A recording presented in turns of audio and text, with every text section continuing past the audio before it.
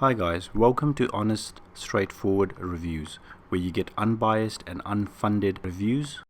Hi guys, we're going to be looking at iOS 13 versus iOS 12. The version that I'm using is iOS 13.1.2 and iOS 12.4.1. Both of these have been installed on a phone that has had it clean installed in DFU mode, and also it has had it set up as new, and I used them for 2 weeks.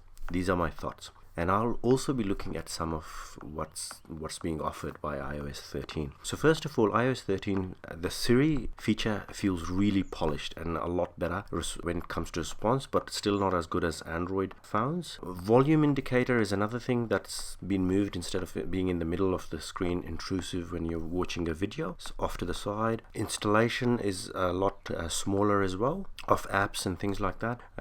Installing and adding customizable fonts, you can do that. Sign in with Apple, which is a very cool thing where you don't even have to give out your email. Apple makes a random email for them and you just give them your name. That's the only thing you give to websites, which is really cool. A lot better than sign in with Facebook and Google, and they're not the best for privacy. Share music with two AirPods and some of the Beats headphones. So like if I'm listening to music and I want to share it with a mate, he can connect his AirPods to mine, which is really cool. Face ID is 30% quicker, but I didn't really like. I didn't know it is noticeable, but if you really look at it, but it's not something that goes, wow, that was really slow. The other one, thank God I got iOS 13. It's not like that. Low data mode, you turn it on and all your apps become like they're supposed to abide by it and use a lot less data, which is really cool. 38 new languages in the keyboard, which is really cool. Some of the languages I saw in there, that was really cool. This one is a bit gimmicky. New gestures for undoing, redoing, copy, cut, paste. I didn't find them useful on the iPhone. They're more for the iPad, I think. And I did have issues with some of the apps where I used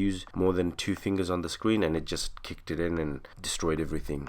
Swipey keyboard is finally on the iOS. I never really liked it personally. It's useless, especially with a big phone swiping around from one end of the screen to the other. I find that I'm using 2 hands, one to hold, one to swipe with. Might as well use 2 hands to type with. Camera and photo apps are really good, especially the camera app. I really like the camera app. Dark mode is really cool as well. A great feature that's finally been added to the iOS. Good for eyes, good for battery life. iOS 13 is still very buggy and flimsy. I felt like it. It claims to be 30% quicker battery life and stuff to manage that a little bit better, but I didn't feel that when it came to a verse off with an iOS 12. Maps are new but feels the same. I still trust Google Maps a little bit more than Apple Maps. Reminders are new, however I still prefer iOS 12 version, and that goes for the photo apps as well. Like the way the app curates your photos and shows them, I didn't really like it. It's too hard on the eyes, too hard to manage. I like the old iOS version. Same for the reminders. Messages are really cool. You got really nice emojis. Really like that. That's a real plus about it. In less than a month, iOS 13 has had 4 versions released. 13, 13.1, 13.1.1, 13.1.2 due to bugs. And the latest one is still very buggy as well. However, this shows that Apple is really committed to ironing out bugs. But on the flip side, it's not ready yet. iOS 13 is very buggy. I found it myself. Issues with backing up. I've had a lot of issues with backing up. It wouldn't back up. When it backs up, it takes up all the space or more of your iCloud space and tells you gotta buy more. And I know I've turned off the right apps that I don't need backing up, like photos and things like that, and it's annoying as hell. Mail has another issue where you delete a mail but it'll still show that you've got mail, so you keep going in there but there's no mail, and then that takes like 10-15 minutes to update. I don't know why. The same issue with calling as well. So you'll miss a call and you'll go in and you'll call the person back, but when you get out, there's still a missed call. And it shows you in the badge and you go back, there's nothing. FaceTime has an issue with where some of my contacts aren't showing as they have FaceTime, but they do on iOS 12. Screen is very buggy as well. At times the taskbar vanishes. The screen has multiple screens on top of each other, which is really annoying. Now coming to iOS 12.4.1, very clean.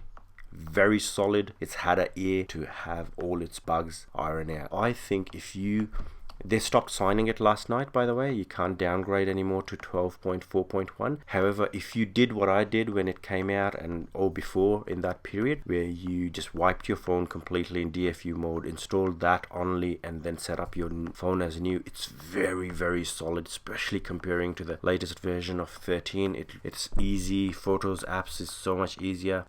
There's hardly any bugs. I didn't see any bugs except for the setting apps. Sometimes it's very slow for me, like to get going. I haven't seen any battery improvements when going to iOS 13.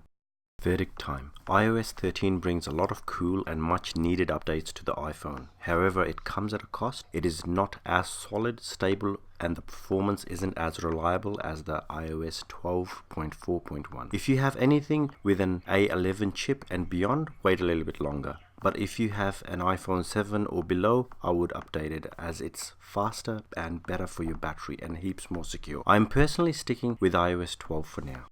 Alright guys, that's it from me for today. Let me know what you think about my video in the comments, and if you want to support my work and you like to see more videos, please do subscribe and give me thumbs up. Hope you guys have a great day. Thanks.